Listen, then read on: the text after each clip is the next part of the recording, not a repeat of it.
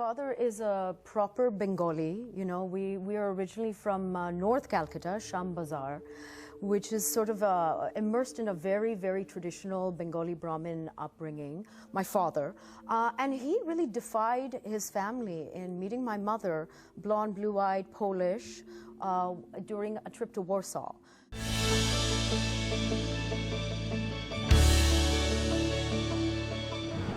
And then in late August, just before I was supposed to begin university, my family and I were involved in a very serious car accident. We were coming back from a picnic outside of Toronto. And that one moment changed everything in my life. My life was turned on its head. I actually didn't know how to handle it. So my mother ended up being paralyzed. And she never walked again on her 2 feet. And she never walked again after that. I couldn't process it. But also, simultaneously, exactly at the same time, on the other side of the world, in India, my images were released on the cover of a magazine, and I became an overnight sensation.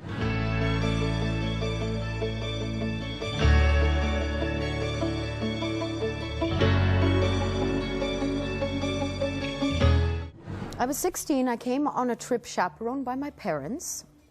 And we ended up spending time in Bombay because even though we were from Calcutta, we said, okay, we like this city. It's very liberal and modern and exciting, and let's have a change. So I was there with my parents, and just somebody literally spotted me, and they said, hey, you should model.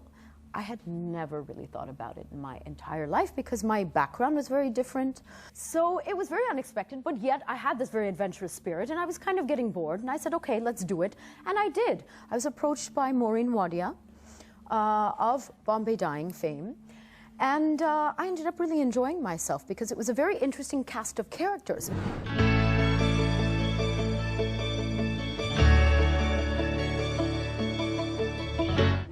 I had known just leading up to my diagnosis, I had understood that there were many things that I needed to change in my life. I needed to change my lifestyle. I needed to become more true to myself, to stop running away.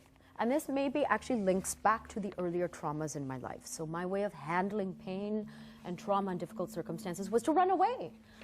And finally, cancer was such a definitive experience and diagnosis that it made me stop. There was no way of running away from this. I had to stop and confront not just the cancer diagnosis, I had to confront myself. But cancer for me ended up being an opportunity to address all the unresolved issues and questions deep inside me, if I would survive. So the priority was survival. And it is technically an incurable blood cancer, and I have relapsed once after this.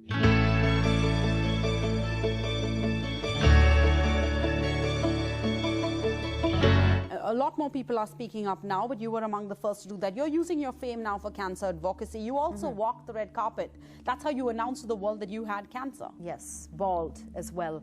It was a breakthrough moment for me. You know, where we are, because there are good programs and outreach programs in India which will support patients emotionally, which will support patients financially. But the problem is putting people together with those programs, creating an ecosystem. It's a big undertaking. And that you are not going to get help unless you ask for it. There is no shame in being diagnosed with cancer. But in India, that's what I feel very strongly about. We just have to keep talking about it, which is why even 9 years after having been diagnosed, I still continue to talk about it.